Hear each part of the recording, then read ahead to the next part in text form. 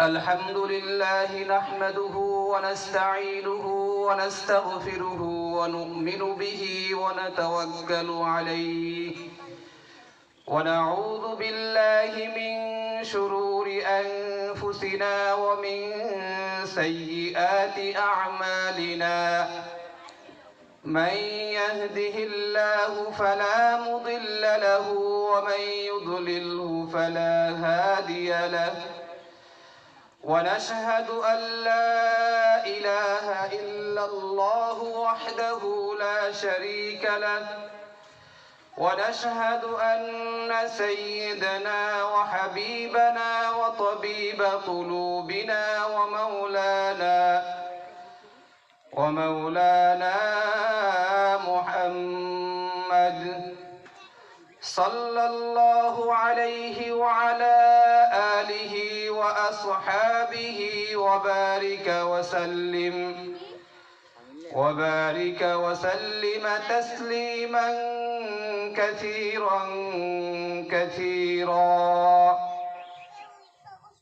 أما بعد فأعوذ بالله من الشيطان الرجيم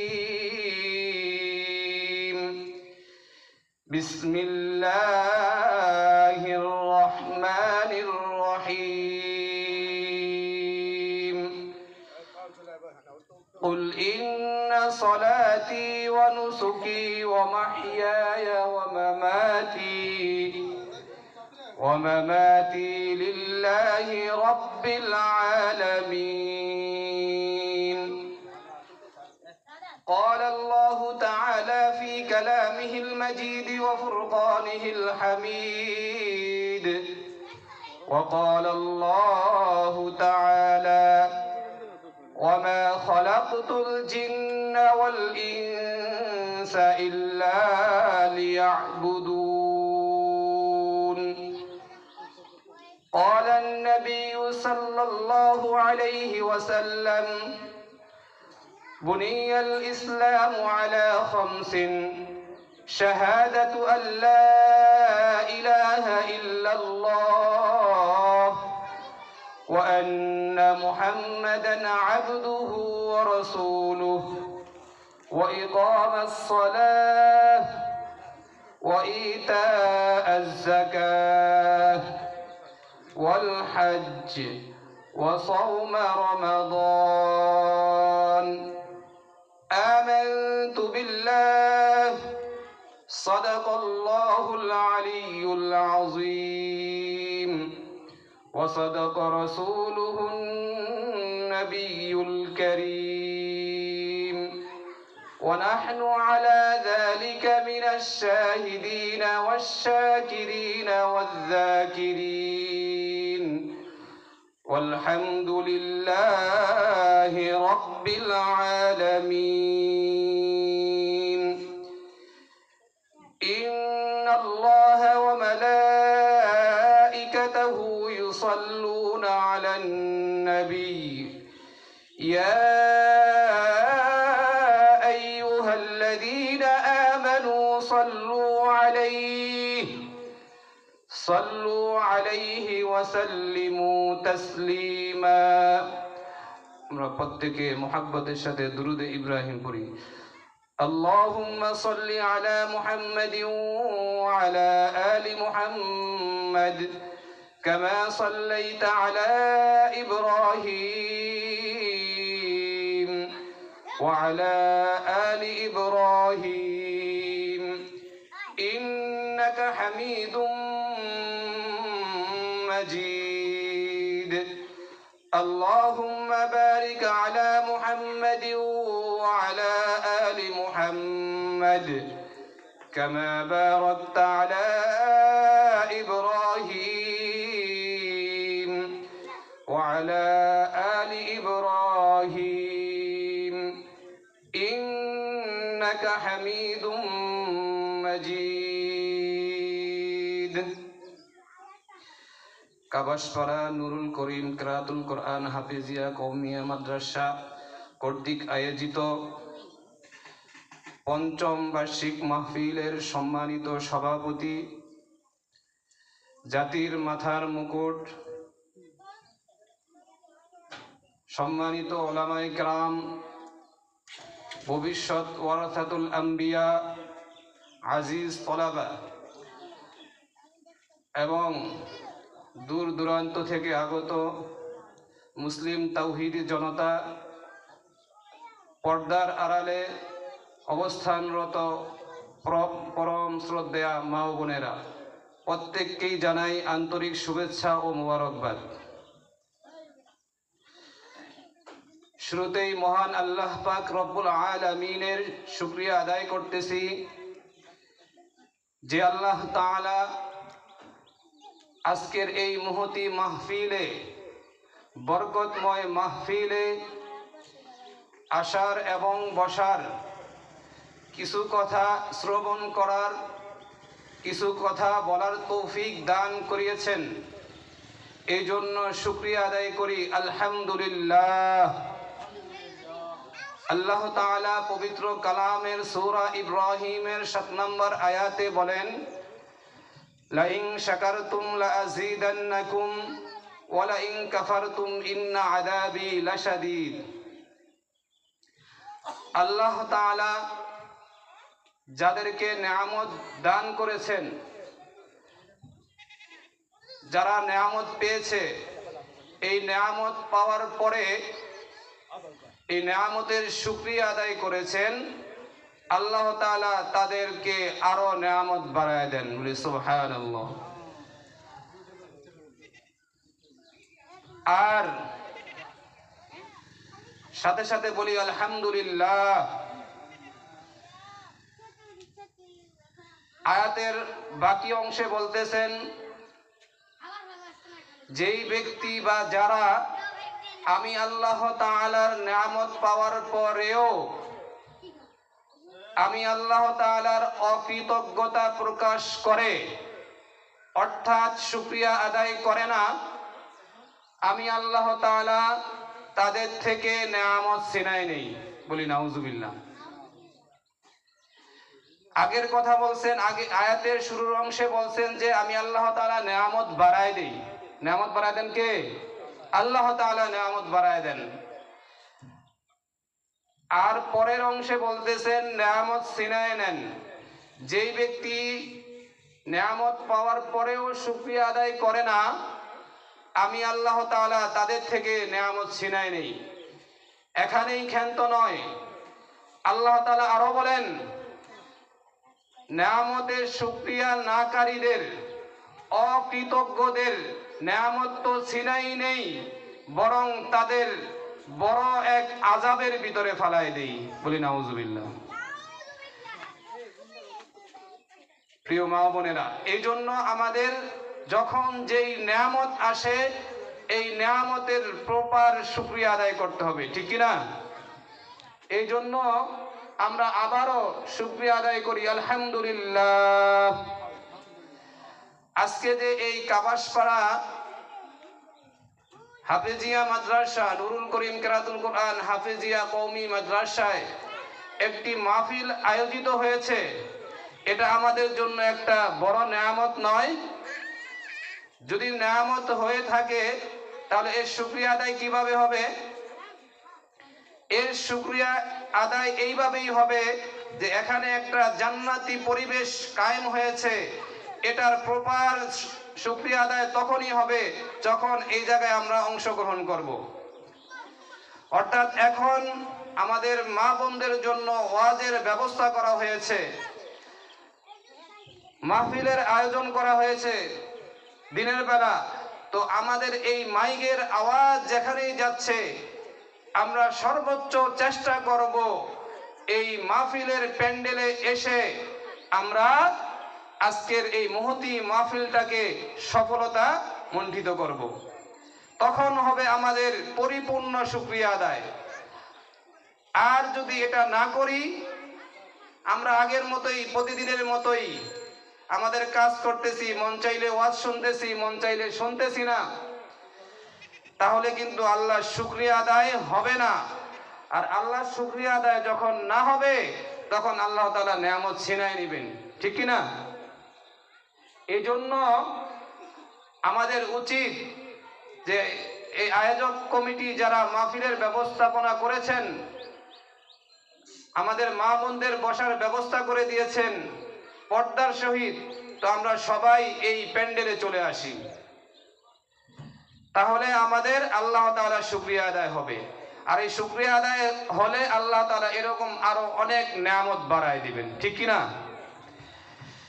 এই জন্য আমরা এখনো যারা আসতে পারি নাই বা আসতেছি বা আসবো এরকম দমন দশা ভিতরে আছি, আমরা অতি সত্বর মাহফিলের প্যান্ডেলে চলে আসি।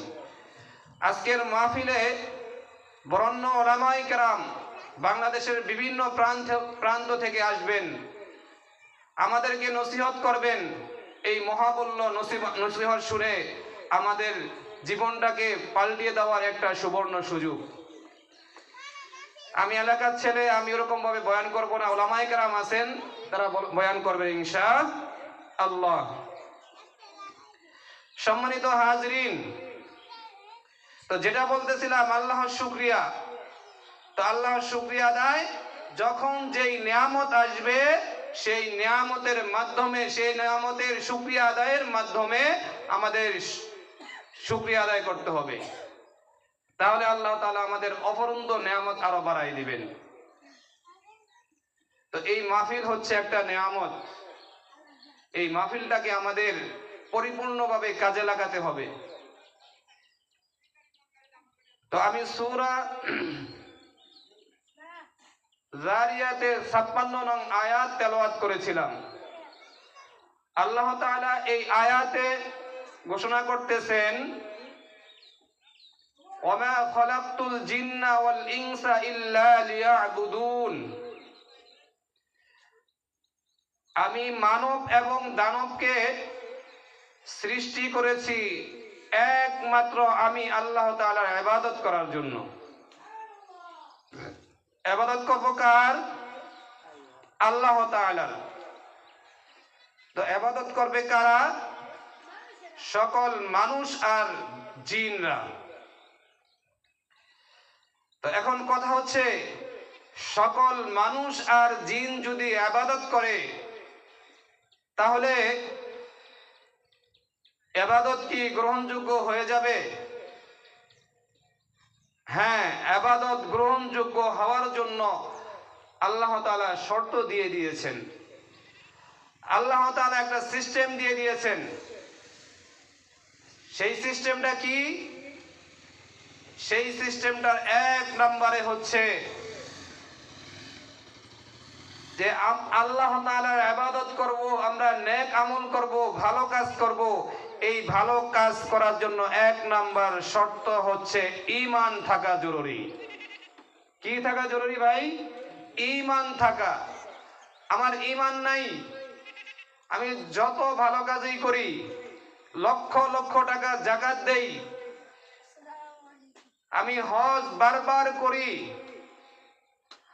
আমি এরকম ভাবে দান সদকা অঢালা করতে থাকি, কিন্তু আমার ঈমানের পূর্ণতা নাই, তাহলে এই আমল কোনো কাজেই আসবে না।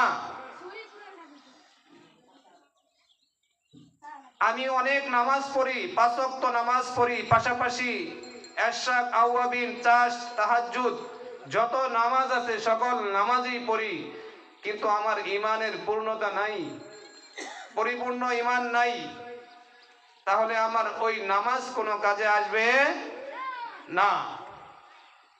এরপরে ধরুন রোজা, ফরজ নফল সকল রোজাই রাখি, সপ্তাহে 2 দিন রোজা রাখা সুন্নত, একদিন হচ্ছে সোমবার, অন্য দিন হচ্ছে বৃহস্পতিবার, এই দোনোদিনই রোজা রাখি, যত নফল ইবাদত আছে সব করি, কিন্তু আমার ঈমানের পূর্ণতা নাই, তাহলে কোনো আমলই গ্রহণযোগ্য হবে না।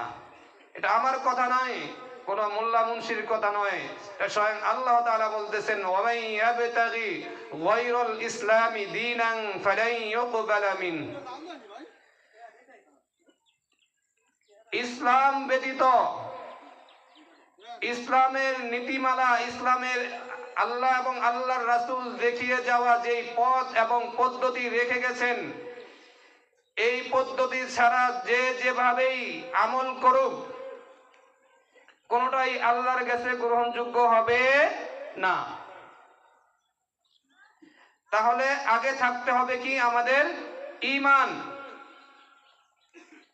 যদি আমরা দেখি আল্লাহ রাসূল সাল্লাল্লাহু আলাইহি ওয়াসাল্লামের জামানা, আল্লাহ রাসূল সাল্লাল্লাহু আলাইহি ওয়াসাল্লামের চাচা আবু তালেব, যিনি রাসূল সাল্লাল্লাহু আলাইহি ওয়াসাল্লামের সবচেয়ে কাছের ছিলেন, সবচেয়ে বেশি সহযোগিতা করেছিলেন,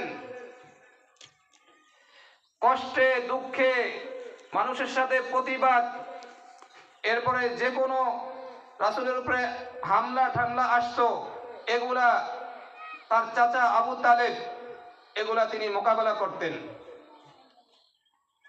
কিন্তু রাসূলের এত কাছে থাকার পরেও, রাসূল সাল্লাল্লাহু আলাইহি ওয়াসাল্লামকে এত সহযোগিতা করার পরেও এই আমাদের প্রিয় নবী হযরত মুহাম্মদ সাল্লাল্লাহু আলাইহি ওয়াসাল্লামের আনিত দ্বীন গ্রহণ না করার কারণে সে চিরস্থায়ী জাহান্নামেই থাকবে, কারণ তার ঈমান ছিল না। এই জন্য মা বোনরা আমাদের ঈমানকে ঠিক করতে হবে। তা ঈমান কি জিনিস? একবার সাহাবায়ে কেরাম রাদিয়াল্লাহু তাআলা আনহুম আজমাইন রা জিজ্ঞাসা করলেন, ইয়া রাসূলুল্লাহ, ইয়া হাবিবাল্লাহ, ঈমান কি জিনিস?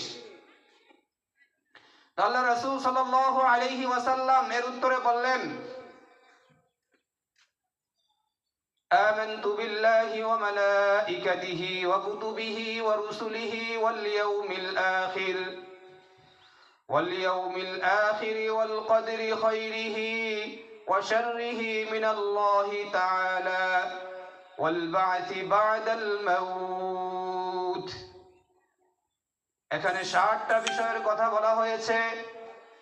এই 60টা বিষয় কোরআনের বিভিন্ন জায়গায় বিক্ষিপ্তভাবে আছে, হাদিসেও বিভিন্ন জায়গায় বিভিন্ন রকমের আছে, কিন্তু উলামায়ে কেরাম এই 60টা জিনিসকে একসাথে নিয়ে এসেছেন, ঈমানের ব্যাখ্যা দিয়েছেন। ঈমান কিভাবে পূর্ণ হবে, এই পূর্ণতার 60টা জিনিসের কথা বলেছেন। 1 নাম্বার হচ্ছে আমানতু বিল্লাহ, আমি আল্লাহ তাআলার উপর ঈমান আনিলাম। ঈমান আনলাম কার উপরে? 1 নম্বরে আল্লাহ তাআলার উপরে। ওয়া মালাইকাতিহি, এবং যত ফেরেশতা আছে, আসমানি ফেরেশতা আছে, সকল ফেরেশতা সমূহের উপরে ঈমান আনলাম।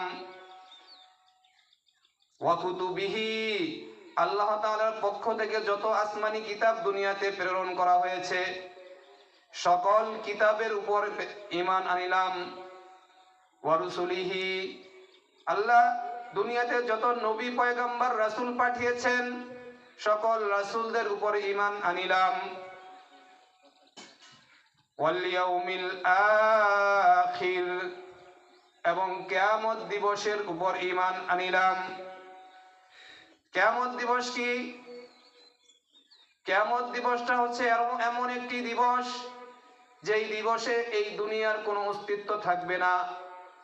যত মাখলুকাত আছে, যত সৃষ্টি আছে, সকল জিনিস বিলীন হয়ে যাবে, ধ্বংস হয়ে যাবে। আসমান জমিন কিছু থাকবে না, এই দৃঢ় পাহাড় থাকবে না, সমুদ্রের পানিগুলো থাকবে না, সব শুকিয়ে যাবে, সব ধ্বংস হয়ে যাবে। সেই দিবসটার নামই হচ্ছে কিয়ামত দিবস। অর্থাৎ দুনিয়ার সব কিছু ধ্বংস হয়ে যাবে, তুমি আমি কেউ থাকবো না। এই জিনিসটার উপরে বিশ্বাস রাখার নাম হচ্ছে কিয়ামতের উপরে বিশ্বাস রাখা। এই জিনিসটার উপরে আমাদের অবশ্যই বিশ্বাস রাখতে হবে, ঈমান রাখতে হবে। ওয়াল কদরি খায়রিহি ওয়া শাররিহি মিনাল্লাহি তাআলা। ভালো মন্দ যা কিছু হয় সব কিছু কার পক্ষ থেকে হয়? আল্লাহর পক্ষ থেকে হয়। এই জিনিসটার উপরে পরিপূর্ণ ঈমান আনতে হবে। যদি এটা মনে করি এটা অমুকের কারণে হয়েছে, তমুকের কারণে হয়েছে, অমুকে যদি এটা না করতো তাহলে আমার এটা হতো না, আমার বাবা যদি এরকম না করতো তাহলে আমার এটা হতো না, আমার মা যদি এরকম না করতো তাহলে এটা হতো না, এর জন্য আমার বাবা মা দায়ী, অথবা আমার সন্তানরা দায়ী, অথবা আমার আত্মীয় স্বজন দায়ী। না না না, আপনার তাকদীরের উপরে বিশ্বাস রাখতে হবে। যত আপদ বিপদ আসবে, এই আপদ বিপদ কে দিবেন? আল্লাহ তাআলা দিবেন। আর এই আপদ বিপদ আল্লাহর পক্ষ থেকে আসে, এবং এই আপদ বিপদ দূর করবেন কে? আল্লাহ তাআলা করবেন। কোন পীর পারবে না, কোন ইমাম সাহেব পারবে না, কোন আলেম পারবে না, কোন ফকির পারবে না, কোন মাজারের বিশ্বাস পারবে না। পারবেন কে? একমাত্র আল্লাহ তাআলা পারবেন। এই জন্য তাকদীরের উপরে ভালো করে পরিপূর্ণভাবে বিশ্বাস রাখতে হবে। যদি কারো বিশ্বাসে এতটুকু কমতি থাকে যে আজকে যদি আমাকে এই টাকাটা ধার না দিত তাহলে বড় আমি বেজ্জতি হয়ে যেতাম, আজকে যদি এই টাকাটা আমি এই লোনে না আনতাম তাহলে আমার ইজ্জত থাকতো না, আমি ইজ্জত হানি হয়ে যেতাম, আজকে আমার ছেলেকে বিদেশ পাঠাতে পারতাম না, আজকে আমার ছেলের চাকরির জন্য টাকা করতে পারতাম না, ব্যবস্থা করতে পারতাম না, এই জন্য এটা হয়েছে। তো এরকম যদি কেউ বিশ্বাস রাখে, বিশ্বাস আল্লাহর উপরে না রাখা যদি এরকম কেউ বিশ্বাস রাখে তাহলে তার ইমানে ঘাটতি আছে, কেননা সে তাকদীরকে পরিপূর্ণ বিশ্বাস করলো না। আর তাকদীরকে যে বিশ্বাস না করবে তার ইমান থাকবে? অবশ্যই থাকবে না। এজন্য যা কিছু হয় সকল কিছুর মালিককে আল্লাহ তাআলা, এই আল্লাহ তাআলার কাছেই চাইতে হবে, ঠিক কি না? প্রিয় উপস্থিতি, যেটা বলতেছিলাম, এই 6 নম্বর হচ্ছে তাকদীর। আর এই 7 নম্বর কি? 7 নম্বর হচ্ছে আল কদরি খাইরিহি ওয়া শাররিহি মিনাল্লাহি তাআলা ওয়াল বা'সি বা'দাল মাউত। আমাদের যে মৃত্যু হবে, মৃত্যু তো অনিবার্য, মৃত্যু হবেই। কবে হবে সেটা জানি না, কিন্তু মৃত্যু হবে। আবার এই মৃত্যু এই স্টেজে বসেই হতে পারে, এবং বাড়ি যাওয়া পর্যন্ত নাও হতে পারে, অথবা আমার আগামী দিনও হতে পারে, বা আগামী সপ্তাহে হতে পারে, আল্লাহ চাইলে আবার 10 বছর, 20 বছর, 50 বছর পরে হতে পারে। এই গায়েবের মালিককে আল্লাহ তাআলা। এটা দুনিয়ার কোনো সায়েন্সের মাধ্যমেও জানা যায় না, কোন কবিরাজের মাধ্যমেও জানা যায় না, কোন ফকির আলী তদবিরের মাধ্যমেও জানা যায় না। এই মৃত্যু কখন হবে, মানুষের হায়াত কখন ফুরাবে, এটা কে জানেন? একমাত্র আল্লাহ তাআলা। এজন্য আল্লাহ তাআলা সূরা মুলুকের 2 নম্বর আয়াতে বলতেছেন, আল্লাযী খালাকাল মাউতা ওয়াল হায়াতা লিয়াবলুয়াকুম আইয়ুকুম আহসানু আমালা। আল্লাহ তাআলা হায়াত সৃষ্টি করেছেন, মওত সৃষ্টি করেছেন কে? আল্লাহ তাআলা করেছেন। তো আমাদের যে মৃত্যু হবে এটা বিশ্বাস রাখতে হবে। মৃত্যুর পর আবার আমাদেরকে জীবিত করা হবে। জীবিত করে আমরা যে দুনিয়াতে যে দুনিয়া নামক যে পরীক্ষার হলে পাঠিয়েছেন,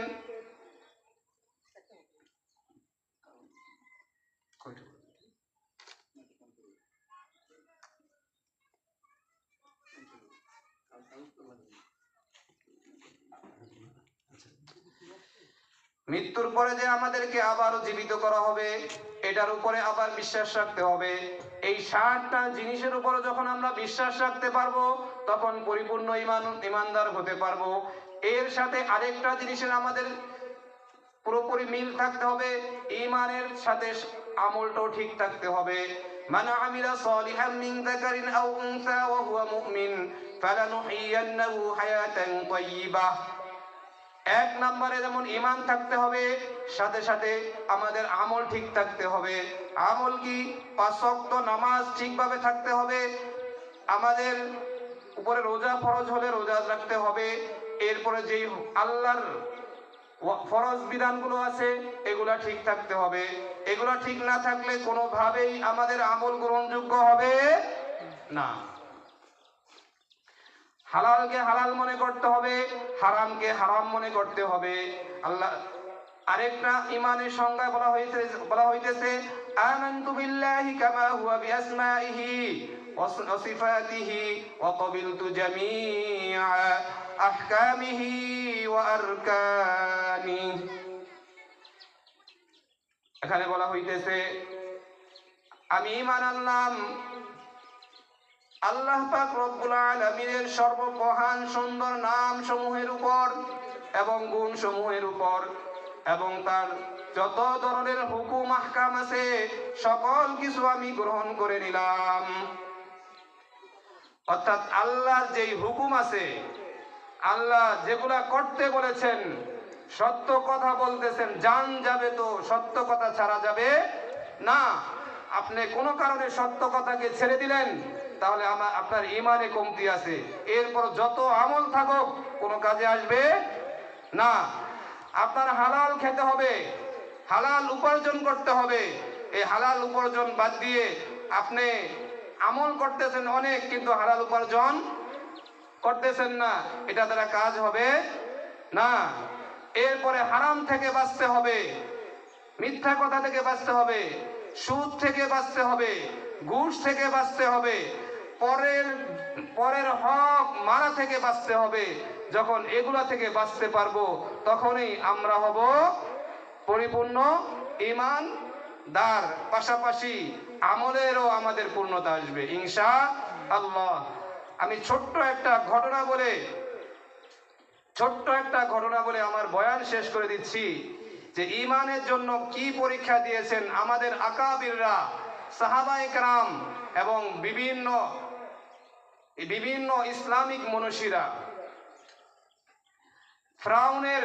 ফেরাউনের নাম তো অনেকে শুনেছেন।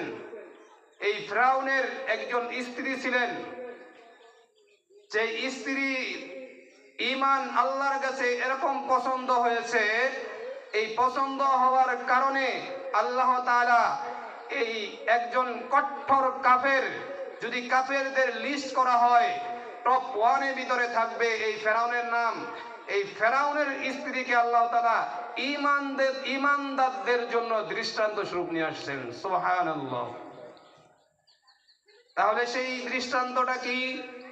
সেই দৃষ্টান্তটা হলো আল্লাহ তাআলা বলেন ওয়াদারাবাল্লাহু মাসালাল লিল্লাযীনা আমানু ইমরাআতা ফিরআউন إذ قالت رب ابن لي عندك بيتا في الجنة ونجني من فرعون وعمله ونجني من القوم الظالمين। আল্লাহ তাআলা বলতেছেন আমি ঈমানদারদের জন্য, আমি ঈমানদার পুরুষদের জন্য, আমি ঈমানদার মহিলাদের জন্য, ঈমানদার নরদের জন্য, ঈমানদার নারীদের জন্য এক দৃষ্টান্ত স্থাপন করতেছি। آمنوا امرأة فرعون وضرب الله مثلا للذين آمنوا امرأة فرعون। ফেরাউনের স্ত্রীর উদাহরণ দিতেছেন। ফেরাউনের স্ত্রী কে ছিলেন? ফেরাউনের স্ত্রী ছিলেন হযরতে আসিয়া রাদিয়াল্লাহু তাআলা আনহা। এই আসিয়া রাদিয়াল্লাহু তাআলা আনহা যখন এক আল্লাহর উপরে ঈমান আনলেন, এই কথা যখন ফেরাউন জানতে পারলো, ঘটনা অনেক বড়, সংক্ষেপে বলতেছি। যখন ফেরাউন জানতে পারলো তার ঘরের তার স্ত্রী তাকে আল্লাহ হিসাবে মানে না, কোন এক আল্লাহকে মানে এবং তার ইবাদত করে, ফেরাউন নিজেকে আল্লাহ দাবি করলো। এই ফেরাউনকে না মেনে কোন আল্লাহকে মানে, এটা জানার জন্য আসিয়াকে জিজ্ঞাসা করা হলো, আসিয়া তুমি কাকে মানো? তুমি বলে আমাকে আল্লাহ হিসাবে, মাবুদ হিসাবে মানো না, তুমি কাকে মানো?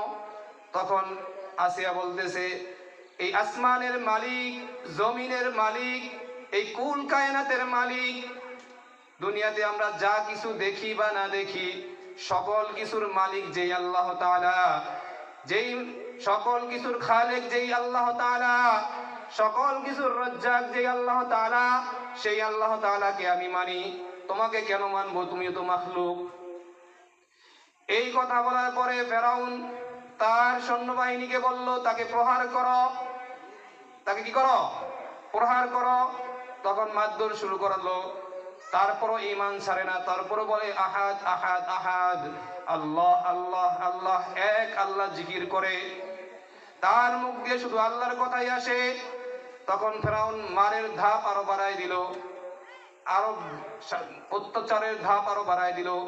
অত্যাচার করতেছে, করতে করতে ফেরাউন তার স্ত্রী আসিয়াকে আধা মারার মতো করে ফেললো। তারপরও জান যাইতেছে, ঈমান ছাড়তেছে না। এবার সর্বশেষ তদবির দিবে, সর্বশেষ ব্যবস্থা নিবে ফেরাউন। যদি তার ঘরে এরকম অন্য একজনকে আল্লাহ মানে, তাকে আল্লাহ না মানে, তাহলে তার রাজ্যে তাকে তো কেউ মানবে না। এই জন্য ফেরাউন তার স্ত্রীকে এরকম জনসম্মুখে মানুষদের সামনে এনে বলতেছে, যদি তুমি তোমার যে আল্লাহ আছে এই আল্লাহর উপরে ঈমান না ছাড়ো, আমাকে যদি আল্লাহ না মানো, তাহলে তোমাকে এই দুনিয়া থেকে বিদায় করে দিব। তখন আসিয়া বলতেছে, তুমি যদি এরকম 10 দুনিয়া থেকে আমাকে বিদায় করে দাও, তারপর এই খালেকের নাম আমি বলতে পারবো না, এই মালিকের নাম বলতে পারবো না, এই রাজ্জাকের নাম বলতে পারবো না, যে আমাকে যে দুনিয়ার সকল কিছুকে খাওয়াইতেছেন, যে দুনিয়ার সব কিছু সৃষ্টি করেছেন, তার নাম বলতে পারবো না। এই কথা বলার সাথে সাথে হযরত আসিয়া রাদিয়াল্লাহু তাআলা আনহাকে পুরো বিবস্ত্র করে ফেললো।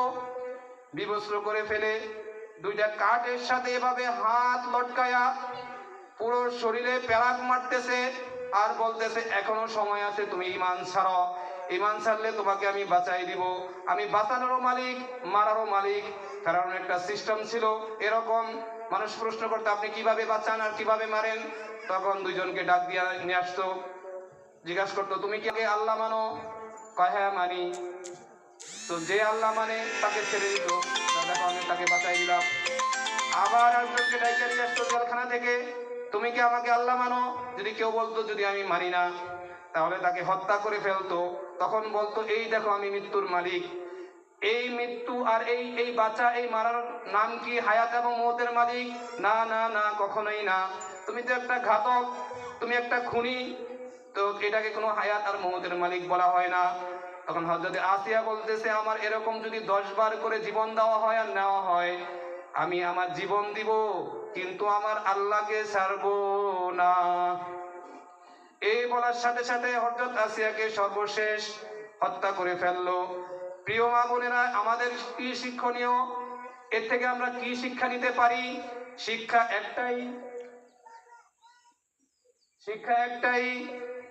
শিক্ষাটা হচ্ছে ওইটাই যে আমাদের ঈমান থাকবে, আমাদের জান চলে যাবে, জান চলে যাক, কিন্তু আমাদের ঈমান যাবে না। যখন এই প্রতিজ্ঞা করতে পারবো, তখন আল্লাহ তাআলা আমাদের প্রত্যেকটা কাজকে সহজ করে দিবে। আমি একটি কথা বলেই আপনাদের থেকে বিদায় নিতেছি, সেটা হচ্ছে যে আমাদের ঈমান যত মজবুত হবে, আমাদের আমল তত মজবুত হবে। আল্লাহ রাসূল সাল্লাল্লাহু আলাইহি ওয়াসাল্লাম বলেছেন, আখলিস দীনাকা ইয়াকফিকাল আমালুল কলিল। তোমাদের ঈমানকে বিশুদ্ধ করো, আমল অল্প হলেও তোমাদের জন্য নাজাত হয়ে যাবে। সুবহানাল্লাহ। প্রিয় মা বোনেরা, এই জন্য আমাদের যেটা করণীয়, যত বিপদ আসুক, যত আমাদের অসুস্থতা আসুক, আমরা কখনোই হারামের কাছে যাব না, হারামের দ্বারস্থ হব না।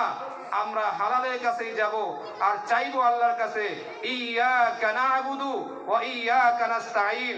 আল্লাহ আমাদেরকে নামাজের ভিতরে 32 বার এই কথা বলে শিখিয়ে দিয়েছেন, হে বান্দা, তোমরা একমাত্র আমার ইবাদত করো এবং আমি আল্লাহ তাআলার কাছে চাও। যত তোমার চাওয়া আছে আমি আল্লাহ তাআলার কাছে চাও, আমি আল্লাহ তাআলা তোমাদেরকে দিব। এই বলে আমার সংক্ষিপ্ত আলোচনা শেষ করতেছি। ওমা আলাইনা ইল্লাল বালাগ, নাসরুম মিনাল্লাহি ওয়া ফাতহুন করিব, ওয়া বাশশিরিল মুমিনিন।